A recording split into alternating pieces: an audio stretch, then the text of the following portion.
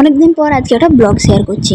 তো এই ব্লগটা অ্যাকচুয়ালি আমার বর বাড়ি আসার পরের ব্লগ বলে, পরের দিনই মানে রাখি যে ছিল রাখি ঝুলন যেটা তার পরের দিন। তো কয়েকদিন বেশ মাছ টাছ কিছু খাওয়ার ছিল না, যেহেতু ঝুলন পূর্ণিমা চলেছিল তাই মাছ নিয়ে নিয়েছি। রাতের আলু বেগুনের তরকারি আছে, তার সাথে বেগুন পোড়া কিন্তু আমার বরের খুব পছন্দ, তার সাথে আমারও পছন্দ, কিন্তু ওর মতো অতটা পছন্দ না। খেতে ভালোবাসে কিন্তু এতটাও বেশি খেতে ভালোবাসে না। তার সাথে রয়েছে আলু ফুলকপির তরকারি। আলু ফুলকপির তরকারিটাও কিন্তু আগের দিনের ছিল রাতের। আর এই যে মাছটা একটু কাঁচা কাঁচা দেখছি, এই মাছটা কিন্তু হলুদ পাতাতে পোড়া। মাছটাকে নুন তেল কাঁচা লঙ্কা মাখিয়ে হলুদ পাতার মধ্যে দিয়ে বেশ কিছুটা মানে অনেকগুলো হলুদ পাতাতে ভালো করে র্যাপ করে একদম কম আছে এটাকে গ্যাসে পোড়ানো হচ্ছে। আর উনুনে পোড়ানো হলে আরও বেশি টেস্ট হয়, কিন্তু এখন তো বর্ষার জন্য উনুনে জল উঠে তাই পোড়ানো হয়নি। দেখো বড় মাছ নিয়ে এসছে, বড় মাছটাও কিন্তু পুড়িয়ে নিচ্ছে।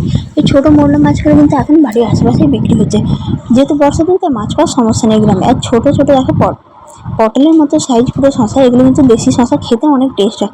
হায়দ্রাবাদে এগুলো পাওয়া যায় না। আমি বাড়ি আসার পর কিছুদিন মোটামুটি খেতে পাচ্ছি, ও তো পায় না, ও এলো তাই কিনে নিয়ে আসলো। মাছগুলো চটকানো হয়ে গেছে, এই মাছটা একরকমভাবে চটকাবো।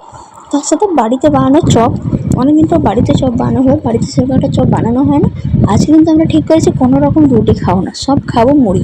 মানে যার যত ইচ্ছা মন ভরে মুড়ি। শশা কুড়িয়ে নিয়েছি গ্রেট করে, শশাতে কিন্তু মুড়ি খেতে ভালোই লাগে।